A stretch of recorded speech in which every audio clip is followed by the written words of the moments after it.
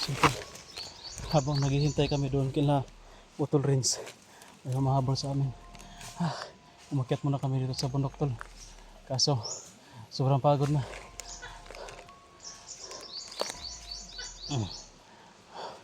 Malapit na sila yan ba?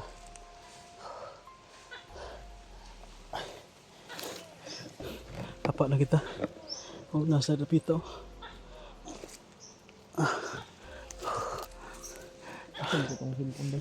Saglit natin siya. Huwag mo natin yung isipin mo cellphone mo. Ang kalagayan mo yung iisipin natin. Kailangan kang mababa agad kasi sumusuka ka na ng dugo. Yun tol, si Ayan tol. Sumusuka na to ng ano tol, dugo kanina. Hindi lang natin na video kasi sa katatakbo namin ba. Parang sa ano to, sa bugbog na natanggap niya ba. Parang bugbog yung sa loob niya. Baka na-damage yung mga internal organ mo sa kabubugbog sa'yo. Beragay bunog yung kuan ba? Lawas. Kasi haba ba yan? Haba lang, haba. Haba lang.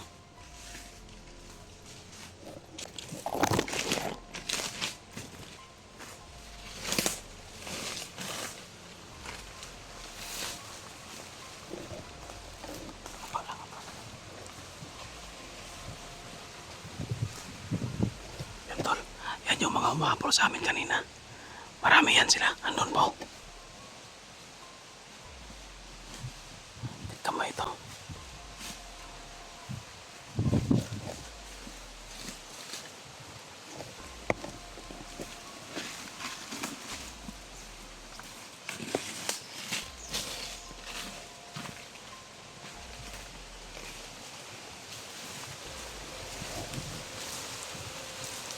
Kamuda. Langsung pa kamuda. Ngobong na kamuda ka. Naman.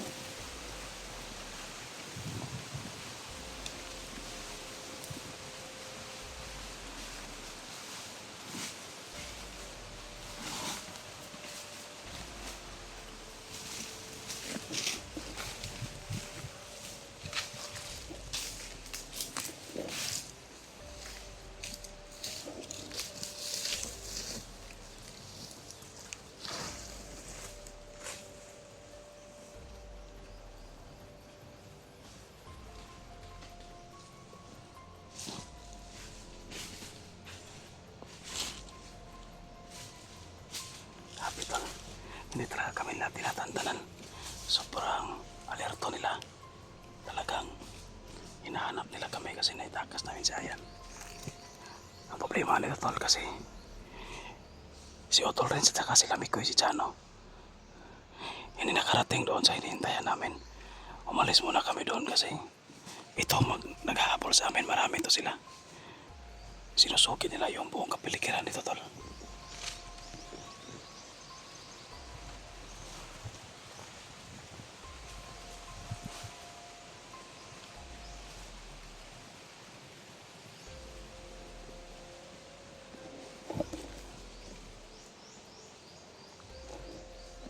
Wala na yan. Kalis na. Huwag po sa yung lawas ni mo. Tiyak ka rin. Baka. Hindi ka nakasuka. Suka ka pila kayo. Suka dugo kayo na. Suka kayo suka dugo. Sumusuka to ng dugo. Pangalawang beses. Baka natamaan na yung ulcer mo. Yung ano ba?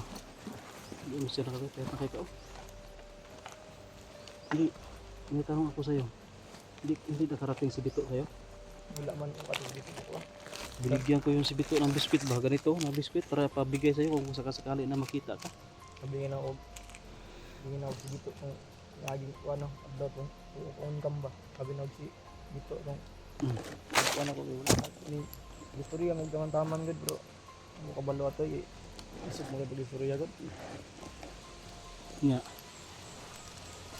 Wala ka tagay biskwit. Wala di pakaon ni nila bay bro. Mga ibatasan bay pakaon lagi yuta. Yuta? Still. Ito na yung lupa daw yung pinapakain kay Ayan, hindi daw biskwit. Hindi pala siya hindi pala si Bito dumating sa kinalalagyan niya kasi Sinabihan ko yung si Bito kapag makita niya si Ayan, bigyan niya ng biskwit kasi ganitong biskwit binigay ko kay Ayan, 5 yun, ay kay Bito 5 yun, at 4 lang ngayon natitira sa akin, may 1 lang yung natira. Hindi na lang ako kumain tol, kay Ayan na lang yan kasi siya yung mas importante ngayon na maka-recover yung katawan niya kasi sobrang ano na talaga yung katawan niya, luya na kayo ba, no? Nanghihina na, kailangan na talagang, tapos yung pagsuka siguro niya ng dugo tol, baka yun una dyan yung sa bugbog sa katawan niya, at pangalawa dyan yung parang ulcer siguro yan na nagasgas na yung ano niya, mga laman loob, ang ulcer ng tungol sa bana kasi sa walang kain-kain tol, saka pinakain lang ng ano, hilupa daw kana siya na isa lang sa. So hintayin lang muna natin sila ni Koy kung mag ano muna tayo, maghanap tayo ng signal. Ang problema nito wala naman akong load tol baka hindi na tayo maka-upload ng video, bababaan lang siguro tayo. So, kailangan ko lang muna tol na makontak talaga sila Mikoy at si Otol Rins para masabi ko sa kanila kung ano na yung nangyari sa kanila, baka palabas na rin sila, mag ano na lang kami, mauna na lang kami ni Ayan ba, no, kung nasa safety na sila, hindi na sila hinahabol ng kalaban kasi kanina tol sobrang dami talaga yung humahabol sa amin, na alarma ba, na alarma sa pagkuha namin kaya yung mga perimeter doon sa kabilang banda, sa likuran banda doon yung marami, doon pala yung marami, yung nasagupa lang namin dito sa harapan konti lang pala, ang marami pala nandoon banda sa likod, kaya yun yung humahabol sa amin, saka nagkaputukan na, kaya yun para kaming nilalanggam, sobrang dami na ng dugok sa mga moto na si Ayan, sinipti ko, ako yung nagdala kay Ayan, saka sila Otol rin, si Mikoy at saka si Jano, sila yung nag-cover sa akin, ako yung nauna.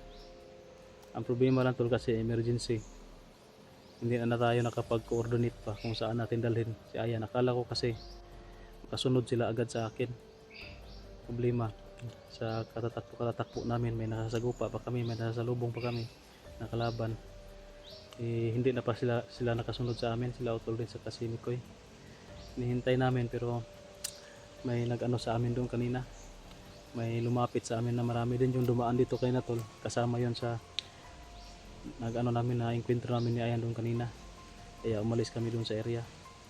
Problema wala tayong signal pa dito, kailangan pa nating makontak sila Mikoy at magbigay tayo ng location kung sakasakali tol na safety na sila.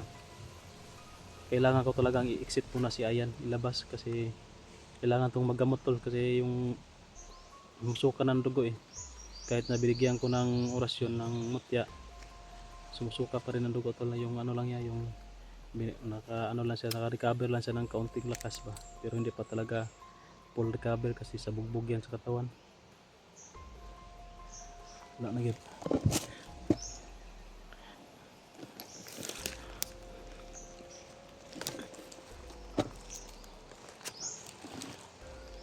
Hintay lang tayo konti nito, tingnan natin doon banda, baka nandun pa sa pero wala nang putukan tol, hindi tulad kanina na sobrang dami ng putok, pero ngayon tumahimik na, baka naubos na siguro na yung kalaban, baka papalating na yun dito.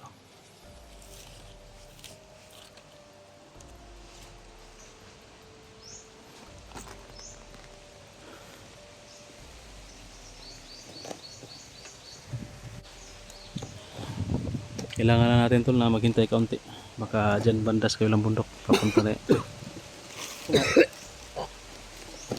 uy, nagsumuka ka naman ng dugo, pastilan, sumusuka naman dugo sa Ayan tol, pangatong beses na to. May bigyan ta ka ng oras ng kaunti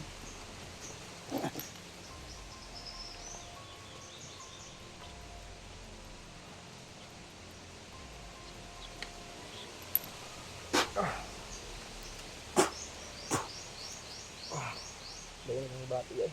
ha? Bayan ng bati yan. Muluspad maka? Murag, ano sa ibata murag kakuyap kung siguro ka ba, murag ito na? Muluspad ka ba? Yan tol, mang ano si namumutla si Ayan tol,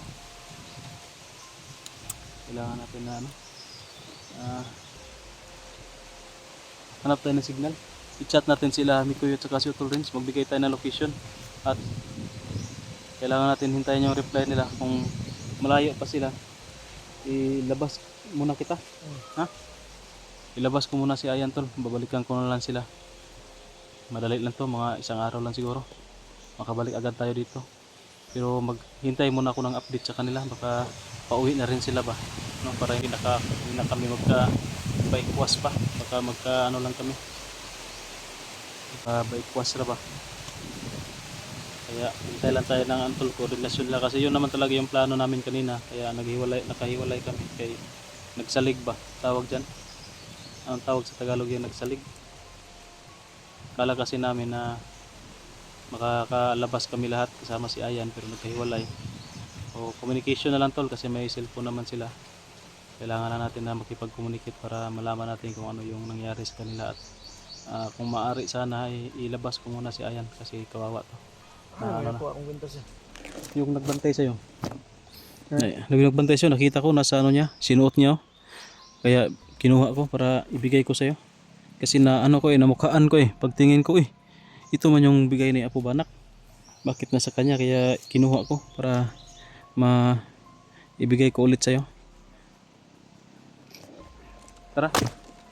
Okay na ka? Ito na. Ha? Ganyan naman nila. Mag-coach ako, monitor ko.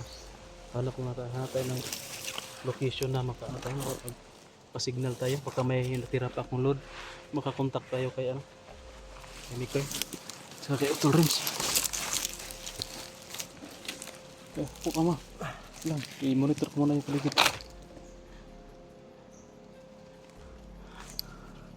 Baka pabalik yung sa atin ito kanina. Naghahanap sa atin ito kanina. Oh, para may mga boses sa taas. Parang nandiyan sila sa tuktok ko. Maganda sana dyan sa taas kasi may dyan, may signal ba? May signal. May nag-uusap. Tara. Direta. Ay, direta. Makaakyat tayo dyan sa may puno ng yan, parang puno ng mangga. Signal tayo dyan. Akyat kami dyan sa may puno ng mangga, magpa-signal kami.